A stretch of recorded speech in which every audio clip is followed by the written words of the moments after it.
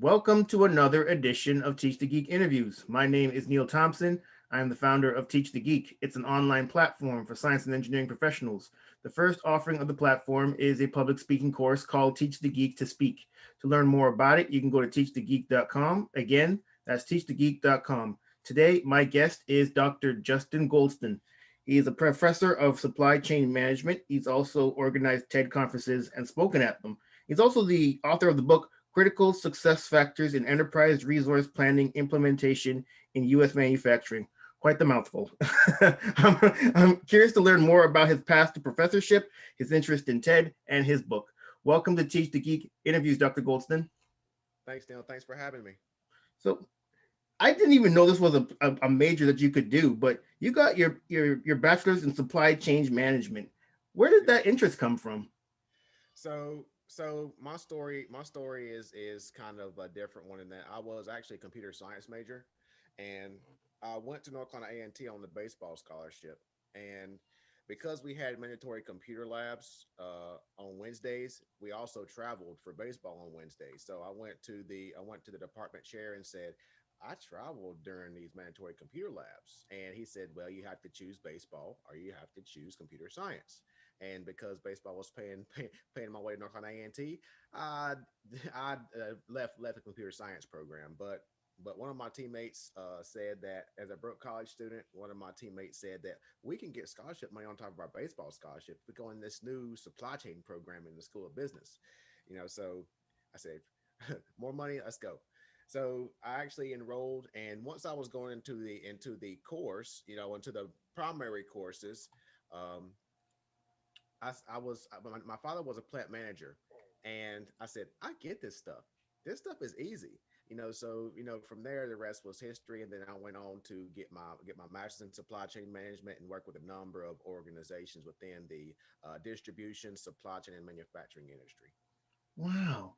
So this all supply chain management only happened because of a computer lab that you couldn't go to for computers. Wow, that's life is crazy sometimes, man.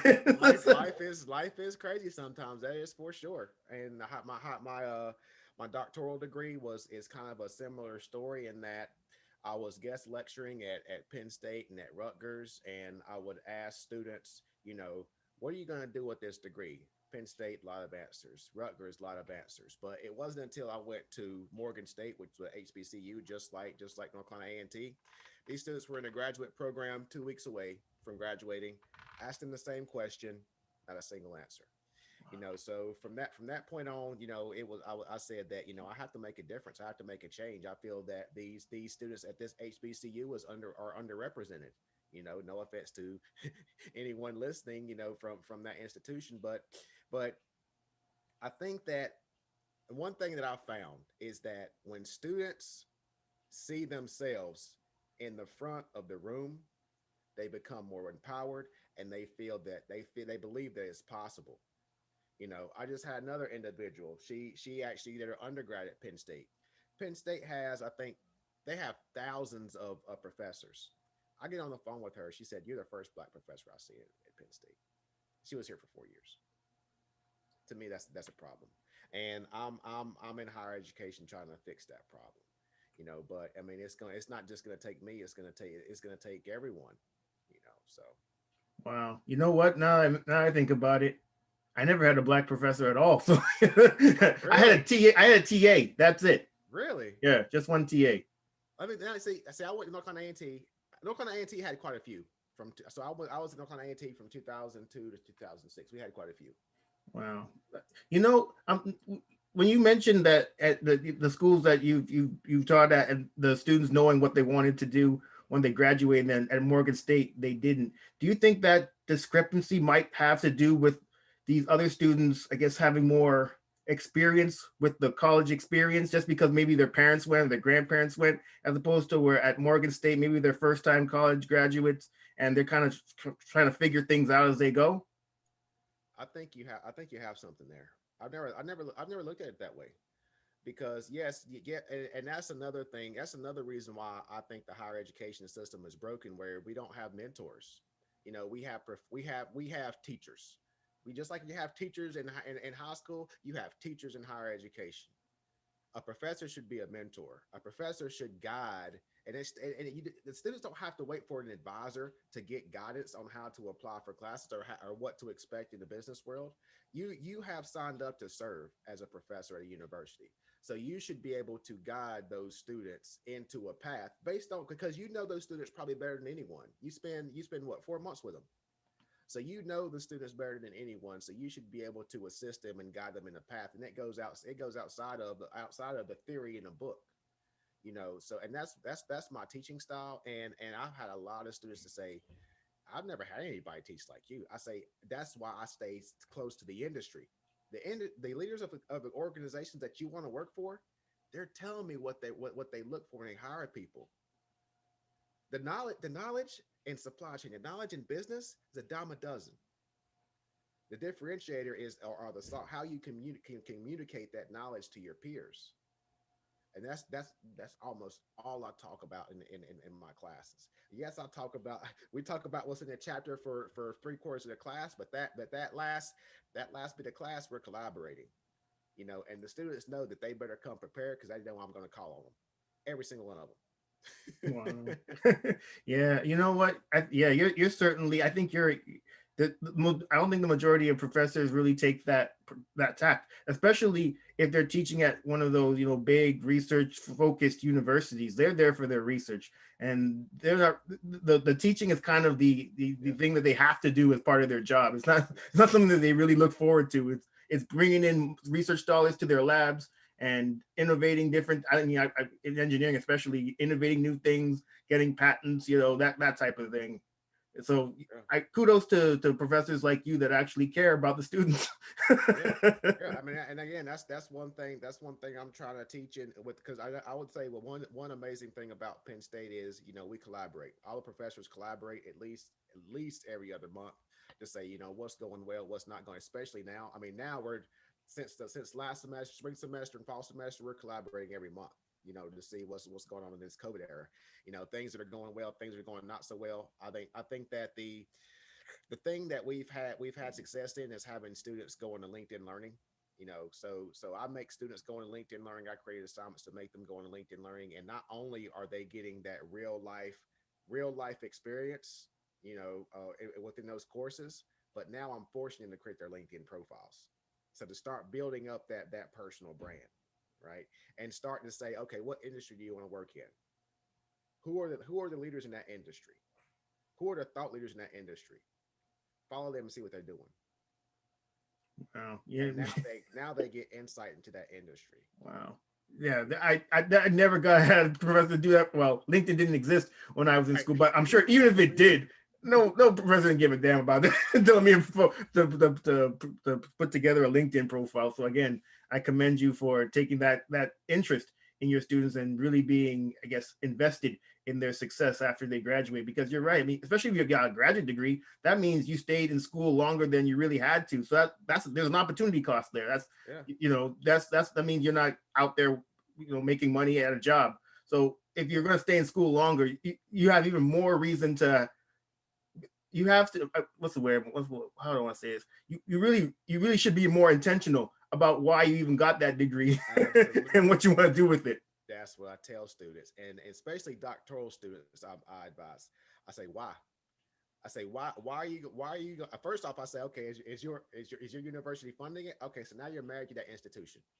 If your institution is not funding it, why are you spending $100,000? I said, because at the end of the day, these advisors, these recruiters can tell you what you want to. You're in for about $100,000 when it's all said and done. Why?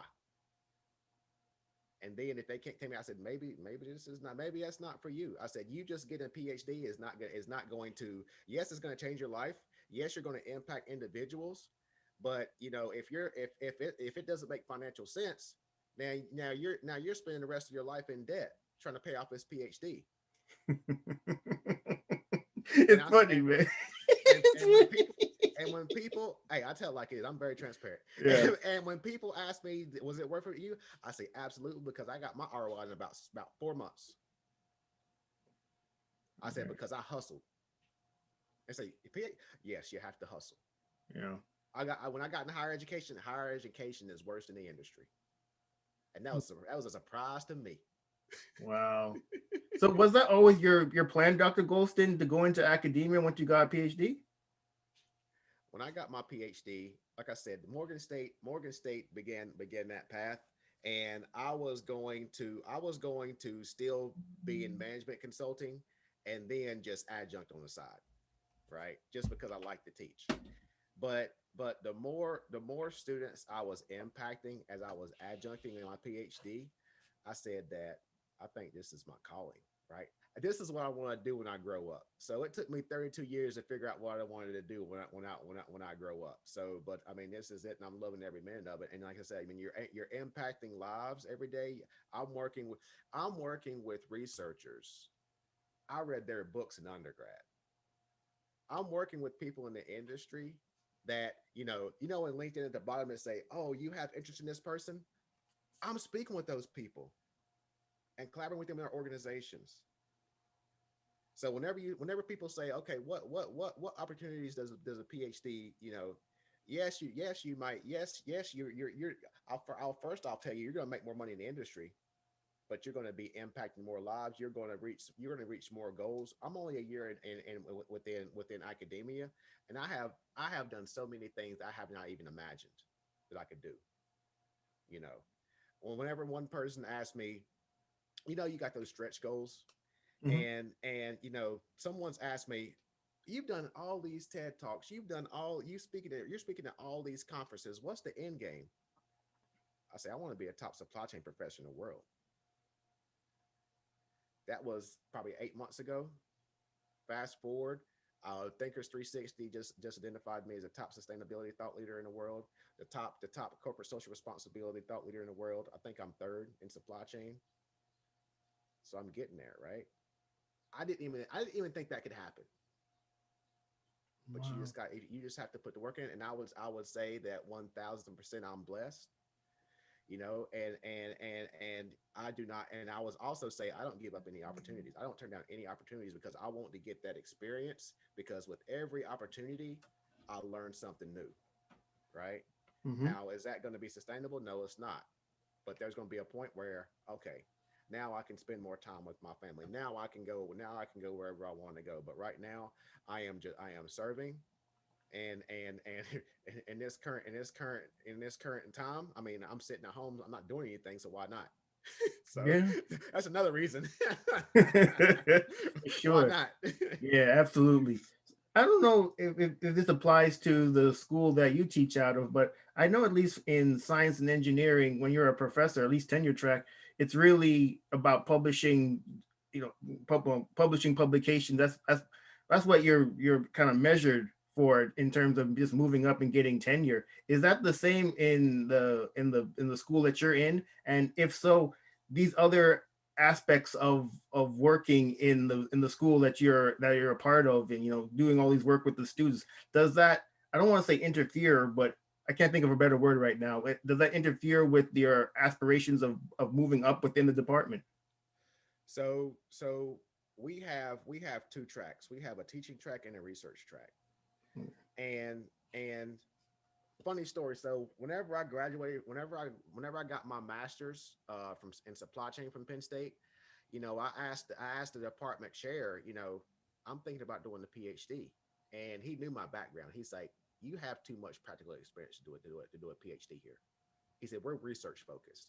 He said, you have that practical experience. He said, I don't think, he's like it's like you'll get in, no problem. He said, but I don't think you would like it. He said, you have too much practical experience. So that's whenever I kind of into, because I was gonna do a DBA, but I still kind of wanted to have that PhD. I know you're gonna get different perspectives on that as well. But so I'm actually on a teaching track, and I spoke with a number of individuals, where I spoke with a lot of tenure track individuals, and they could not give me a definitive answer of the positives to tenure track. So I want the freedom. I want to publish for the fun of it, and that's why chose the track that I chose. Got it. All right. I didn't realize that there was that option. So yeah, it certainly makes makes sense to go down that path. So, I mentioned in the intro that you also wrote a book. What was the motivation for writing the book? So my dissertation was focused around critical success factors, and given that I seen a lot of people having their dissertation just sit on the shelf. I would say the second year of my doctoral program, when I was just in the coursework, I said I'm gonna turn my dissertation into a book. So I went into my dissertation with that mindset, with that understanding that this is going to be turned into a book. So I know that that's something that I always wanted to do. I always wanted to publish a book, and even just changing the tone of scholarly writing for a dissertation versus a commercial book, that was even painful. That was as painful as writing a dissertation itself. So I went through that, and that was good. That was a great experience. And I'm currently writing another book entitled AI for Good. So we're going to talk about how we can leverage artificial intelligence to address the sustainable development goals. And I was interviewing a number of individuals in the field of artificial intelligence, and I was saying, we're going to propose that we create an AI marketplace, where individuals can leverage AI to address SDGs. And I've had a number of those interviewees say, Justin, you're like proposing this. Why don't you just do it? So I'm doing it. And we're so I just finished writing a proposal, for to perform some research in Puerto Rico, and the proposal is entitled "Addressing Environmental Injustice in Puerto Rico During the Energy Crisis." So we're going to leverage artificial intelligence, because there's some people in Puerto Rico that are still without power since 2017 after the hurricanes. And the United States promised billions of dollars, and the people of the island still haven't seen it. There has been individuals within the government that have pled guilty on corruption, on issuing contracts to individuals to repair the energy grid, and they haven't done so. So I call that environmental injustice, and I'm looking to, like I said, show artificial intelligence to make this transparent, and say yes, I love the new administration that's coming in, but say, hey, here it is. What are you gonna do about it? Yeah. Because there have been so many false promises to that island. And I've been speaking with another individuals in the area of AI. I've been speaking with individuals from some of the biggest companies, Google, Facebook, that work in the AI departments there, and mostly minorities. And they say, Justin, they say they don't trust us. They say you're gonna have it. Yes, they say even you as an African American will have a problem gaining their trust. He said so. They say so. Step number one is you have to get an influencer down there to essentially lead that charge and influence the people to get their trust back, because they don't trust right now. Wow. That's You know, unfortunate. Yeah, I've heard that's about that that's what stuff. that's the entire country. Uh, That's the entire country. That's the entire world. wow. That's no, You know, I didn't realize that. I know. I was figured maybe that issue was because they're a territory and not a state. I figured if they were a state, they would have gotten that more aid more quickly. You don't think so? I had nothing to do with it. absolutely not. Okay, Absolutely not. got it. Wow, that's crazy. So I've talked to a number of people on this YouTube channel that have given TED Talks. I've never spoken to anyone that's actually organized them. So, what was your motivation to actually organize a TED event? So given that I did a number of TED events, and I did not see many minorities, especially African Americans, performing TED Talks. There are some, but there aren't many. So my mindset was, given that I had some connections at TED conferences in New York during my TED Talks, you know, I said, if I don't, who will? And I applied for the application. It got approved in like a couple weeks, and I began my quest. I began my quest to my mindset was, okay, whenever these kids in middle school and high school go to this TEDx event and they see the first African American student body president at MIT, the first African American student body president from Yale, African American from Columbia, another African American from Columbia, they say, "Wow! Not only can I go to an Ivy, I can be the student body president of an Ivy League, right?" And that's powerful. That's powerful.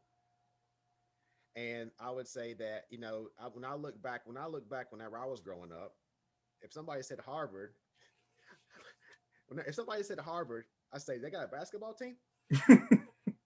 They play UNC. I don't. I that was my mindset whenever I was younger, right? But if we can show that we are the student body president at one of the most powerful schools in the world, we make it possible, right? And that's like I said, that's one of the most important things I'm trying to do. We have a vice president from Africa. Well, now she can hopefully come. We were gonna do it virtually, but hopefully she can come because we actually have to move it to the fall because of COVID, because Penn State's not allowing large gatherings in the spring, so it's supposed to be in March. We're going to move it to the fall, so hopefully we can have her from Africa come in. We have individuals from Mexico coming in. I have a number of diverse individuals that are going to be within that event, because I would say the most important thing to keep the most I would say the most important thing I say in our interview today is you have to walk the talk. So if I want to talk about diversity and inclusion, if I want to talk about sustainability, I have to prove it. I have to demonstrate it. And when I talk about diversity and inclusion, it's all over that TED event that I'm organizing, right? And that's what I do, and that's what I tell my students all the time. I say, if you don't believe me, just look at my work. Right?